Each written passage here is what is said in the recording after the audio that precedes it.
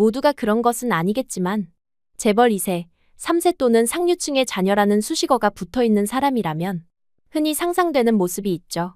특히 한국보단 외국에서라면 더 강하게 보여지는 그런 모습들이 있습니다. 부모가 가진 권력과 특권을 내세워 무례하거나 이기적인 모습이 자주 보이기도 하죠. 오늘 주인공도 그랬습니다. 자신보다 잘난 사람을 못 보던 영국의 상류층 딸의 이야기입니다.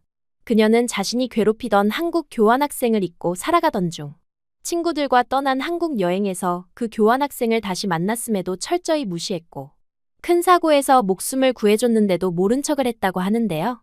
대체 이게 무슨 일일까요? 당시의 상황을 그녀에게 직접 들어보시죠. 안녕하세요, 엘리자베스입니다. 저는 태어날 때부터 원하는 건 뭐든 가질 수 있었어요. 영국 상류층 집안의 외동딸로 자란다는 건 세상이 내 발밑에 있다는 느낌과 같았습니다. 아버지는 대형 투자회사 CEO였고 어머니는 사교계의 여왕이셨어요. 제 인생의 모든 문은 활짝 열려 있었고 그 문 앞에 서 있는 사람들은 모두 고개를 숙였습니다. 케임브리지 대학교 진학을 앞둔 고등학교 시절 우리 학교에 교환학생이 왔어요. 조용하고 공부 잘하는 한국 남자였습니다. 이름은 지금 생각해보면 민우라고 했던 것 같아요. 처음엔 그저 눈에 띄지 않는 평범한 아시아 학생일 뿐이었습니다. 쟤 또 1등했대. 짜증나. 어느 날 친구 에밀리가 시험 결과표를 보며 투덜거렸어요.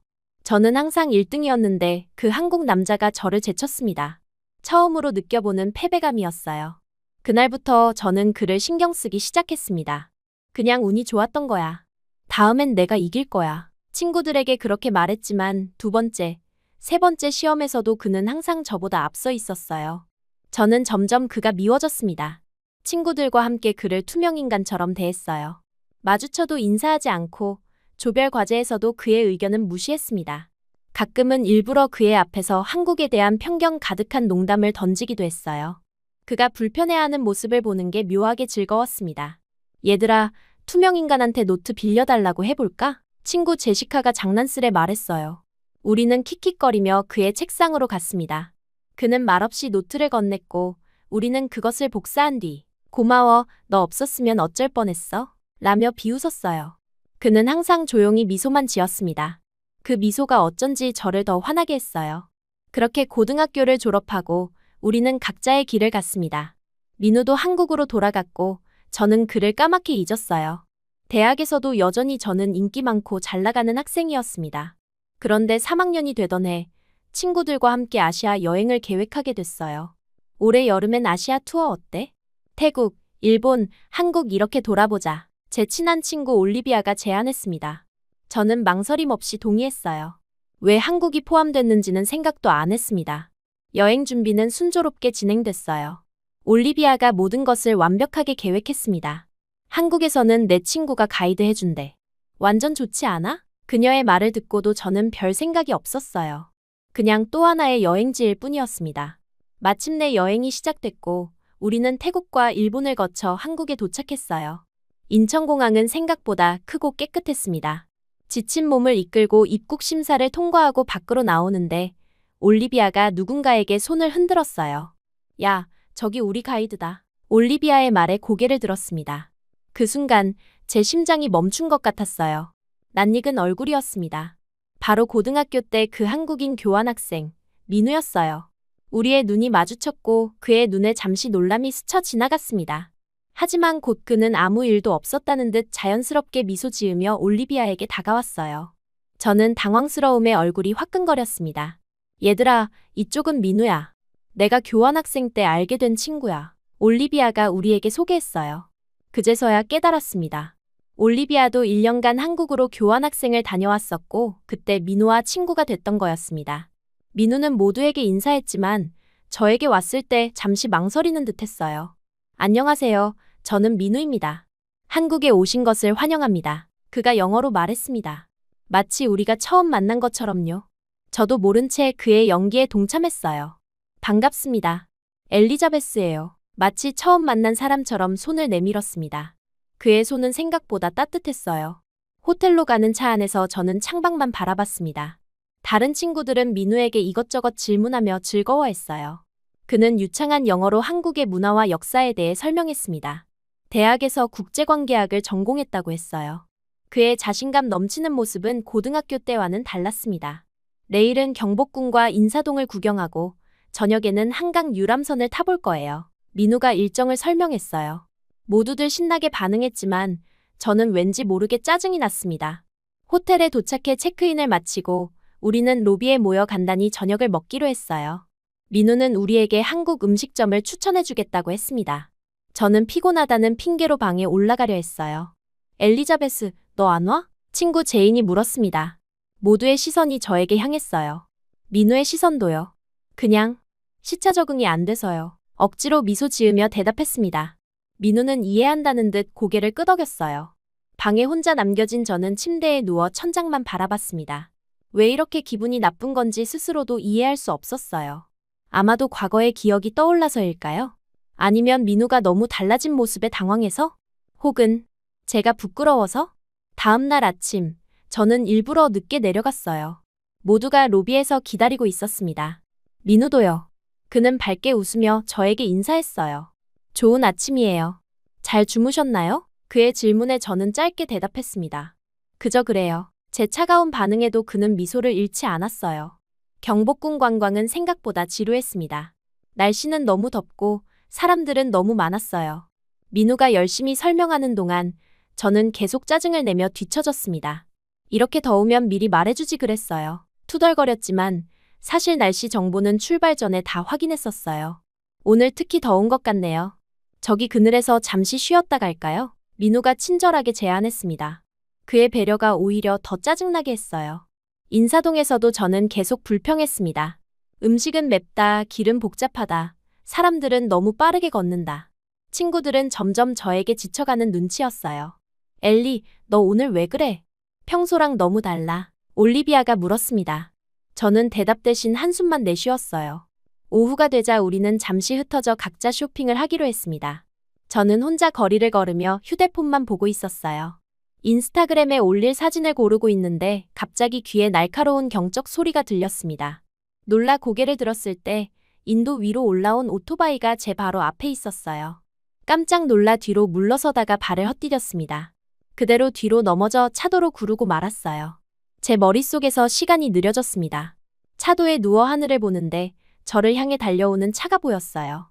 공포에 질려 비명을 지르려는 순간 누군가가 제 위로 뛰어들었습니다. 엘리자베스. 익숙한 목소리가 들렸어요. 민우였습니다. 그는 온몸으로 저를 감싸 안았어요. 차는 급브레이크를 밟았고 다행히 우리를 치진 않았습니다. 하지만 민우는 쟤를 보호하려다 바닥에 세게 부딪혔어요. 괜찮아요? 그가 저를 걱정스럽게 바라봤습니다. 저는 충격과 공포로 말을 잇지 못했어요. 그의 팔에 안겨있는 상태로 처음으로 그의 눈을 제대로 마주했습니다. 그 눈에는 순수한 걱정만이 담겨 있었어요. 누군가가 구급차를 불렀고 우리는 함께 병원으로 향했습니다. 제 마음속에는 혼란스러운 감정이 일었어요. 왜 나를 구했을까? 나 같은 사람을요. 그를 괴롭히고 무시했던 나를요.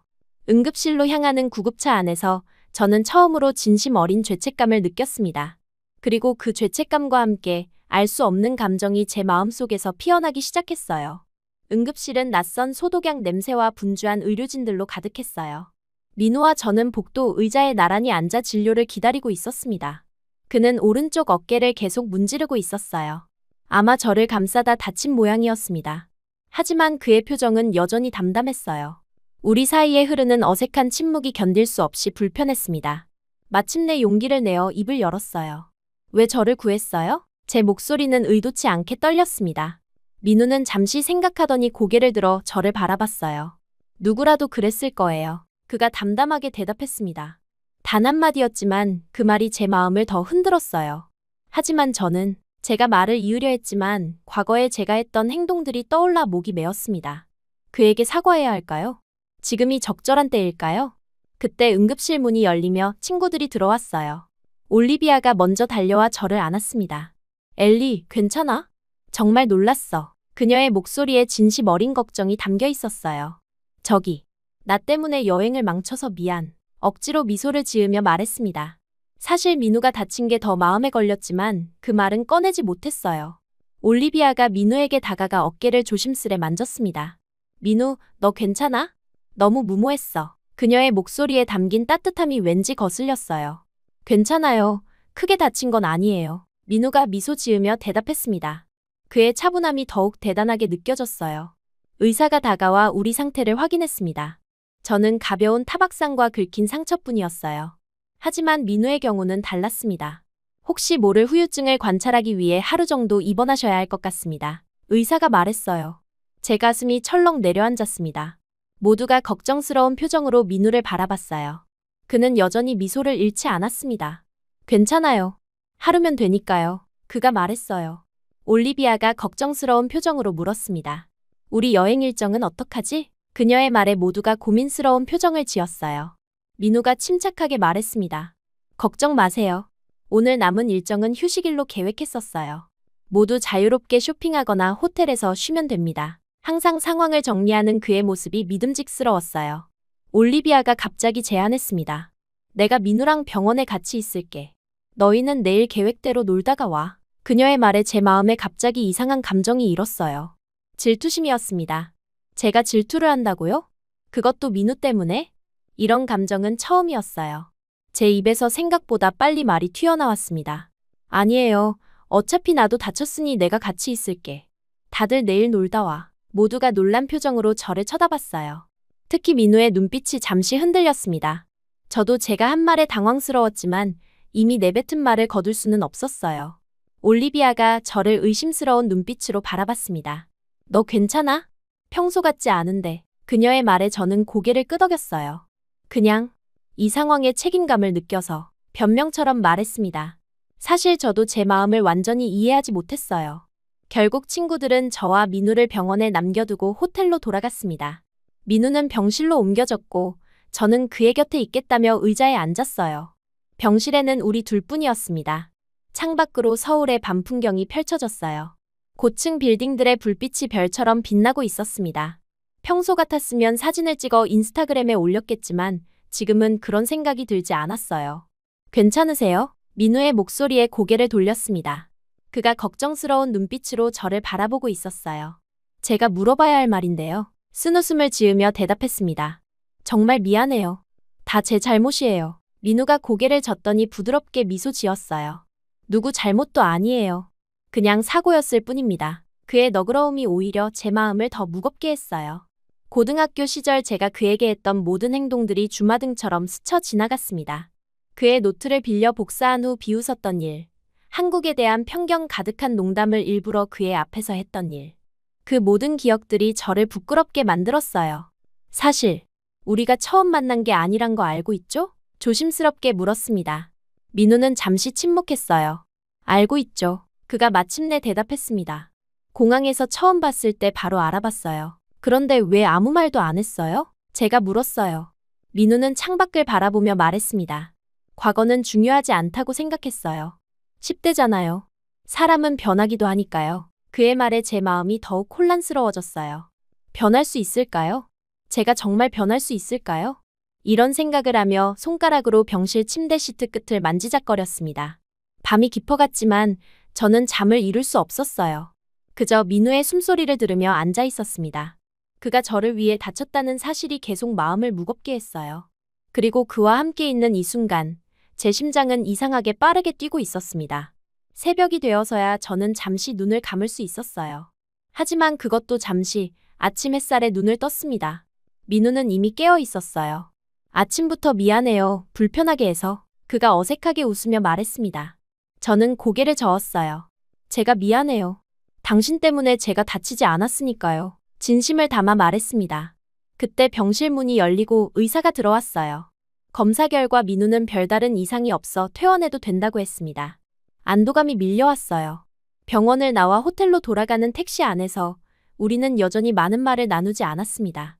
하지만 이전과는 달리 그 침묵이 편안하게 느껴졌어요. 호텔에 도착하자 친구들이 로비에서 우리를 기다리고 있었습니다. 모두가 민우의 상태를 걱정하며 달려왔어요.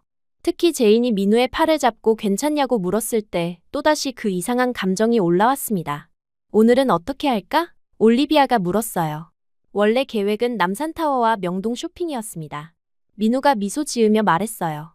계획대로 하면 됩니다. 저는 괜찮아요. 그의 강인함에 다시 한번 감탄했습니다. 그날 우리는 예정된 일정을 모두 소화했어요. 남산타워에서 서울 전경을 바라보는 동안 저는 민우와 나란히 서 있었습니다.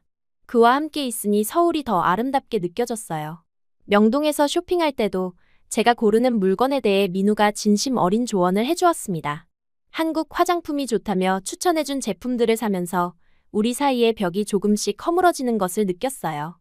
저녁에는 모두 함께 한국 전통 음식점에 갔습니다. 처음에는 낯선 음식들이 부담스러웠지만 민우의 설명을 들으며 하나씩 시도해보니 생각보다 맛있었어요. 특히 불고기는 정말 맛있었습니다. 내일이면 벌써 떠나는 날이네. 올리비아가 아쉬운 듯 말했어요. 그 말에 제 마음에 갑작스러운 공허함이 찾아왔습니다. 민우와 헤어진다는 생각이 갑자기 견딜 수 없이 슬펐어요. 마지막 날 아침 공항으로 가기 전 호텔 로비에서 민우와 잠시 둘만 남게 되었습니다. 다른 친구들은 마지막 짐을 챙기러 객실로 올라갔어요. 정말 고마웠어요. 모든 것에 대해서 떨리는 목소리로 말했습니다. 제 마음속에는 이미 그에 대한 감정이 자리 잡고 있었어요. 민우는 따뜻한 미소를 지었습니다. 별 말씀을요. 즐거운 여행이 되셨길 바랍니다. 용기를 내어 물었어요. 혹시 연락처 알 수 있을까요? 제 심장은 미친 듯이 뛰고 있었습니다. 민우는 잠시 놀란 듯했지만 곧 미소 지으며 자신의 휴대폰을 꺼냈어요. 우리는 서로의 번호와 이메일을 교환했습니다. 그의 번호를 저장하는 순간 이상하게도 안심이 되었어요. 공항으로 가는 차 안에서 저는 창밖 서울의 풍경을 눈에 담으려 했습니다. 일주일 전만 해도 별 관심 없던 이 도시가 이제는 특별한 의미로 다가왔어요. 비행기에 오르며 마지막으로 민우에게 손을 흔들었습니다. 그도 미소와 함께 손을 흔들어 주었어요. 영국으로 돌아가는 비행기 안에서 저는 이번 여행에서 있었던 일들을 곰곰이 생각했습니다. 특히 민우의 모습이 계속 떠올랐어요. 그의 담담한 미소, 따뜻한 눈빛, 그리고 그 말. 누구라도 그랬을 거예요. 하지만 저는 알고 있었어요. 누구나 그렇게 하진 않았을 거라는 걸요. 그리고 제 마음에 피어난 이 감정이 단순한 호감을 넘어선 무언가라는 것도 말입니다. 영국에 발을 디디는 순간, 저는 이미 한국으로 돌아갈 날만을 기다리고 있었어요. 민우에게 다시 연락할 용기가 생길 때까지요. 영국으로 돌아온 지 며칠 만에 제 일상은 완전히 흐트러졌어요. 강의실에 앉아 있어도 머릿속은 온통 민우뿐이었습니다. 밤에는 잠을 이루지 못하고 서울에서의 순간들을 계속해서 떠올렸어요.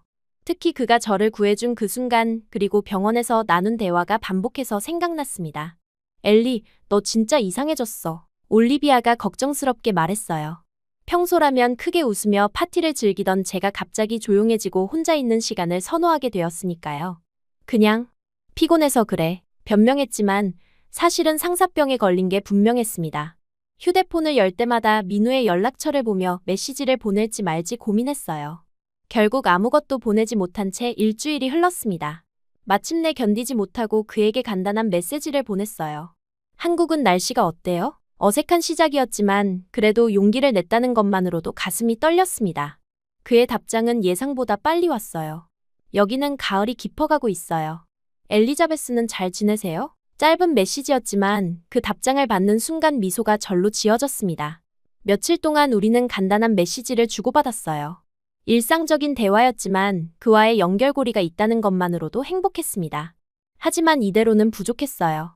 더 많은 것을 원했습니다. 결국 충동적인 결정을 내렸어요. 민우 씨, 다음 주에 다시 한국에 갈 거예요.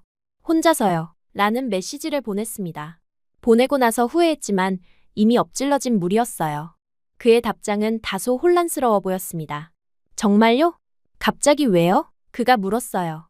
솔직하게 대답했습니다. 당신을 다시 만나고 싶어서요. 메시지를 보내는 순간 제 심장은 미친 듯이 뛰었어요. 그의 답장은 신중했습니다. 엘리자베스, 우리는 너무 다른 세계에 살고 있어요. 현실적으로 생각해봐야 할 것 같아요. 그의 메시지에 가슴이 조금 아팠지만 제 결심은 변하지 않았어요. 그래도 가고 싶어요. 적어도 우리가 어떤 관계가 될 수 있는지 알아보고 싶어요. 답장을 보냈습니다. 그리고 곧바로 비행기 표를 예약했어요. 부모님에게는 한국 문화에 관심이 생겨서 좀 더 배우고 싶다고 말했습니다. 의아해하셨지만 늘 제가 하고 싶은 대로 하던 성격을 아시니 크게 말리지는 않으셨어요. 일주일 후 저는 다시 인천공항에 발을 디뎠습니다. 민우는 공항에 마중 나와 있었어요. 그를 보는 순간 심장이 두근거렸습니다. 하지만 그의 표정은 다소 복잡해 보였어요. 정말 왔네요. 그가 말했습니다. 놀란 듯했지만 그래도 미소를 지어주었어요. 약속했잖아요. 대답하며 어색하게 웃었습니다. 우리는 그의 차를 타고 제가 예약한 호텔로 향했어요. 차 안에서 민우는 조심스럽게 말을 꺼냈습니다. 엘리자베스, 솔직히 말하자면 당신이 갑자기 저에게 관심을 갖는 이유를 잘 모르겠어요. 우리는 너무 다른 사람들이잖아요. 그의 솔직한 말에 가슴이 아팠지만 이해는 갔어요. 고등학교 때 제가 그에게 했던 행동들 그리고 우리의 다른 배경과 문화. 그가 망설이는 것은 당연했습니다. 시간을 좀 주세요. 제가 진심이라는 걸 보여드릴게요. 조용히 말했어요. 그는 말없이 고개를 끄덕였습니다. 첫 주는 어색했어요. 민우는 바빴기 때문에 주로 주말에만 만날 수 있었습니다. 저는 혼자서 서울을 돌아다니며 그가 퇴근하기를 기다렸어요. 가끔 그의 직장 근처 카페에서 우연히 마주치기도 했습니다. 그럴 때마다 민우는 놀란 듯했지만 친절하게 대해주었어요. 하지만 분명한 선을 그었습니다. 그는 저에게 한국을 소개해주는 친구처럼 행동했지 그 이상은 아니었어요. 왜 저에게 이런 벽을 치세요? 어느 날 용기를 내어 물었습니다. 민우는 한숨을 쉬더니 솔직하게 대답했어요. 엘리자베스, 당신은 영국의 상류층 가정에서 자랐고 전 평범한 한국인이에요. 당신이 저에게 호감을 갖는 건 아마도 이국적인 매력 때문일 거예요. 하지만 그건 오래가지 않을 거라고 생각해요. 그의 말에 화가 났습니다. 제 마음을 단정 짓지 마세요. 제가 어떻게 느끼는지 당신이 어떻게 알아요? 목소리가 높아졌어요. 미안해요. 하지만 현실적으로 생각해봐요. 당신은 결국 영국으로 돌아갈 거고 우리의 삶은 완전히 달라요. 그의 목소리는 차분했지만 눈빛에는 혼란이 있었습니다. 그날 밤 호텔로 돌아와 한참을 울었어요. 민우의 말이 틀리지 않다는 것이 더 아팠습니다. 하지만 포기할 수는 없었어요. 제 마음은 확고했습니다.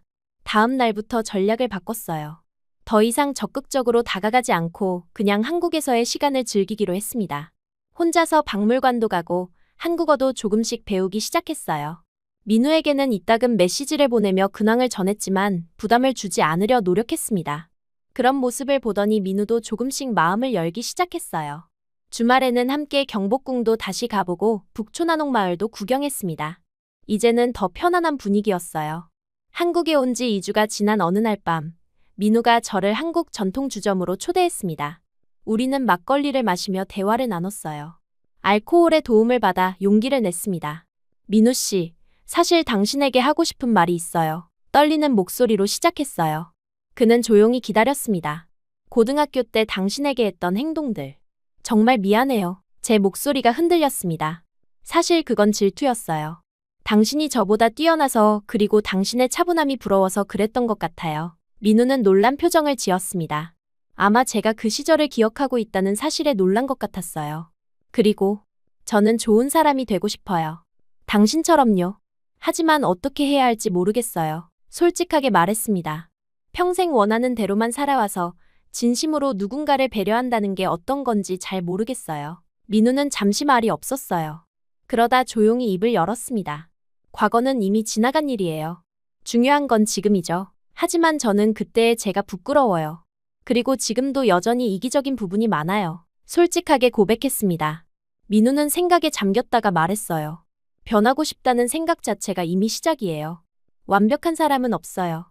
중요한 건 자신을 돌아보고 더 나은 사람이 되려고 노력하는 거죠. 그의 말에 눈물이 났습니다.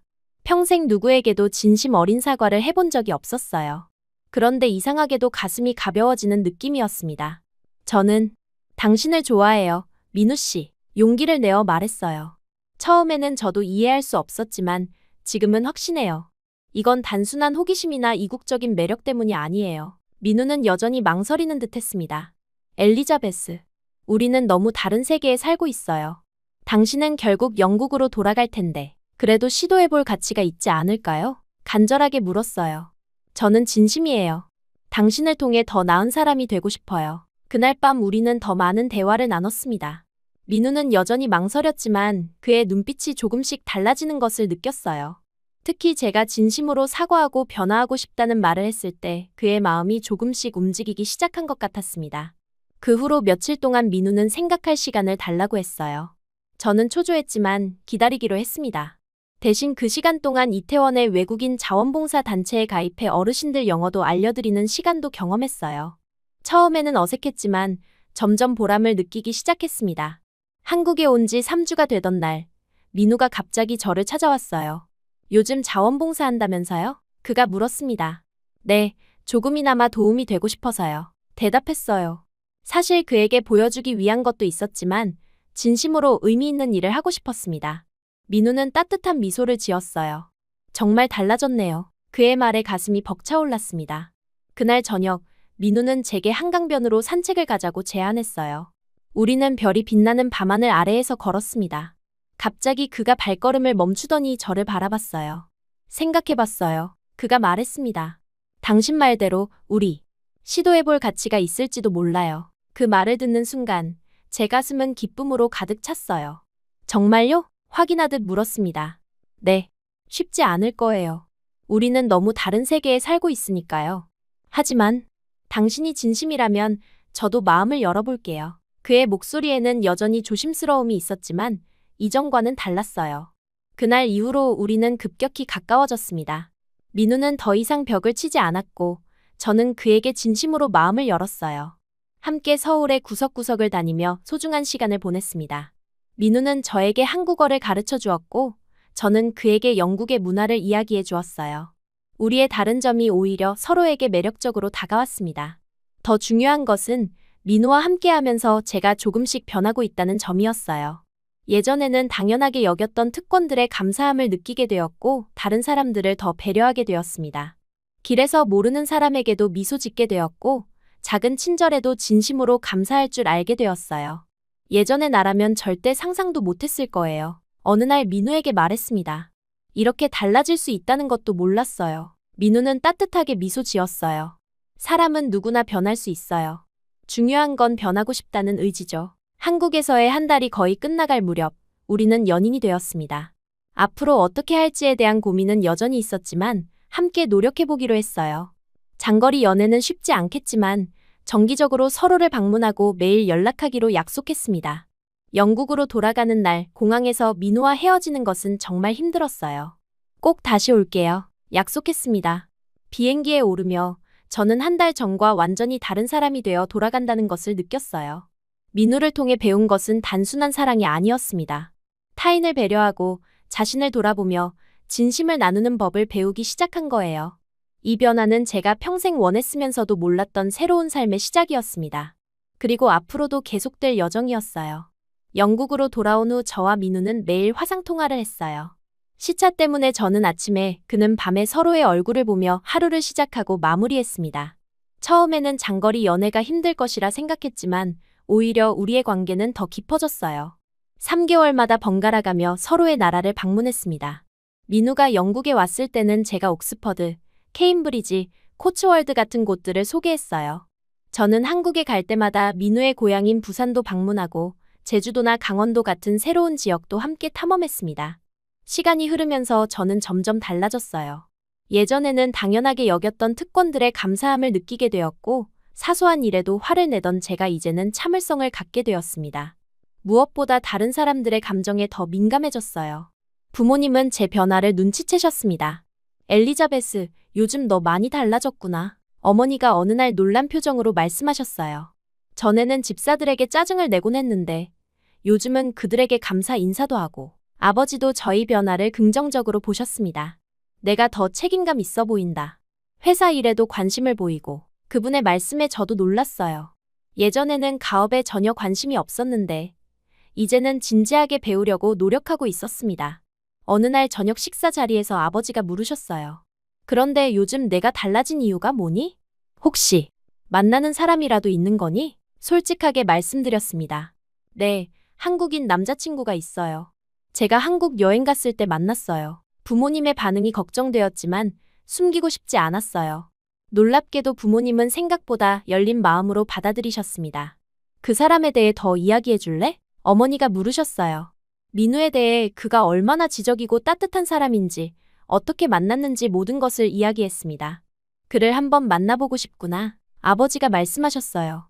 다음에 영국에 오면 집에 데려오렴. 그 말씀에 안도감이 밀려왔습니다. 우리의 연애가 1년이 되던 날, 민우는 영국을 방문했어요. 이번에는 제 집에서 머물기로 했습니다. 처음으로 부모님을 만나는 자리라 민우도 긴장했지만 예의 바르고 지적인 그의 모습은 부모님의 마음을 금방 사로잡았어요. 특히 아버지는 민우와 국제 정치에 대해 깊은 대화를 나누며 그의 지식과 통찰력에 감탄하셨습니다. 자네는 정말 대단한 청년이야. 우리 엘리자베스가 좋은 사람을 만났구먼. 아버지의 인정에 제 마음은 기쁨으로 가득 찼어요. 놀랍게도 일주일 후 아버지는 민우에게 뜻밖의 제안을 하셨습니다. 민우, 자네가 마음에 들었네. 우리 회사에서 일해보지 않겠나? 언젠가는 엘리자베스와 함께 회사를 물려받을 수도 있을 텐데. 민우는 잠시 생각하더니 정중하게 대답했어요. 정말 감사한 제안이지만 저는 제 힘으로 무언가를 일구고 싶습니다. 물론 엘리자베스와 함께요. 아버지는 놀라는 대신 더욱 민우를 존중하는 눈빛을 보이셨습니다. 자네의 그 진중함이 더욱 마음에 드는군. 그렇다면 자네가 하고 싶은 일은 무엇인가? 민우는 자신이 구상 중인 스타트업에 대해 이야기했어요. 한국과 영국 사이의 문화 교류를 돕는 온라인 플랫폼을 만들고 싶다고요. 제 아버지는 그 아이디어에 큰 관심을 보이셨습니다. 그거 정말 좋은 생각이군. 내가 투자해주겠네. 아버지가 제안하셨어요. 시드머니가 필요할 텐데 내가 도울 수 있을 것 같아. 민우의 눈이 빛났습니다. 정말 감사합니다. 꼭 성공시켜 보이겠습니다. 그의 진지한 다짐에 아버지는 더욱 마음을 열었어요. 다음 날 저는 민우에게 제안했습니다. 나도 스타트업에 함께하고 싶어요. 내가 가진 특권을 의미 있는 일에 쓰고 싶어요. 민우는 기쁘게 동의했어요. 우리는 함께 사업 계획을 세우기 시작했습니다. 저는 영국 시장을, 민우는 한국 시장을 담당하기로 했어요. 플랫폼의 이름은 브리지로 정했습니다. 문화적 다리를 놓는다는 의미였어요. 준비 과정에서 저는 한국으로 이주하기로 결정했습니다. 부모님은 처음에 걱정하셨지만 제 결심이 확고한 것을 보고 응원해 주셨어요. 내가 행복하다면 우리도 행복하단다. 어머니가 말씀하셨습니다. 한국으로 이주한 후 우리는 본격적으로 스타트업을 준비했어요. 사무실을 구하고 개발자와 디자이너를 고용하고 마케팅 전략을 세웠습니다. 모든 과정이 쉽지는 않았지만 민우와 함께여서 즐거웠어요. 특히 문화적 차이에서 오는 어려움도 많았습니다. 제가 직설적으로 의견을 말하는 반면 한국에서는 더 완곡하게 표현하는 경우가 많았어요. 하지만 그런 차이점들이 오히려 우리 플랫폼의 필요성을 더욱 실감하게 해주었습니다. 6개월의 준비 끝에 브리지가 드디어 런칭되었어요. 오픈 첫날 예상보다 많은 사용자들이 가입했습니다. 영국과 한국의 학생들, 비즈니스 관계자들, 문화에 관심 있는 사람들이 플랫폼을 통해 서로 연결되기 시작했어요. 런칭 파티가 끝나고 한강변을 걷고 있을 때 민우가 갑자기 걸음을 멈췄습니다. 그리고 무릎을 꿇고 작은 상자를 꺼냈어요. 엘리자베스, 나와 결혼해 줄래요? 당신과 함께라면 어떤 어려움도 이겨낼 수 있을 것 같아요. 눈물이 왈칵 쏟아졌습니다.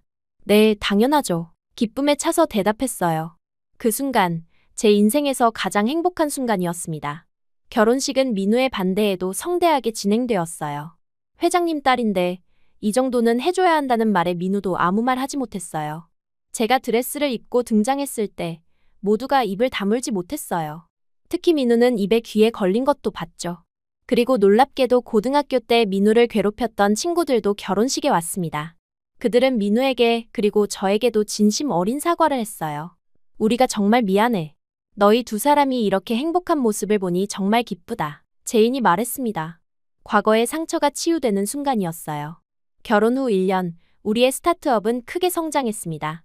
그리고 더 큰 기쁨이 찾아왔어요. 저는 임신을 했고 건강한 딸을 낳았습니다. 소피아라는 이름을 지어주었어요.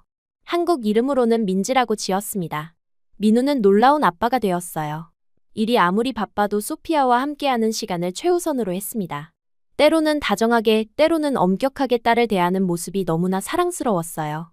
어느 날 밤, 소피아를 재우고 난 후 테라스에 앉아 별을 바라보며 민우에게 물었습니다. 후회하지 않아요? 영국에서의 편안한 삶 대신 이렇게 고생하면서 사업을 하는 것. 민우는 미소 지으며 대답했어요.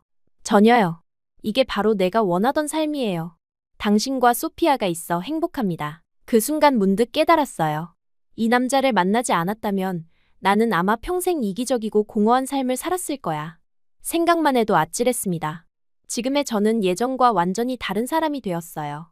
타인을 진심으로 존중하고 감사할 줄 알며 책임감 있게 살아가는 어른이 되었습니다. 민우를 만난 것은 제 인생 최고의 행운이었어요.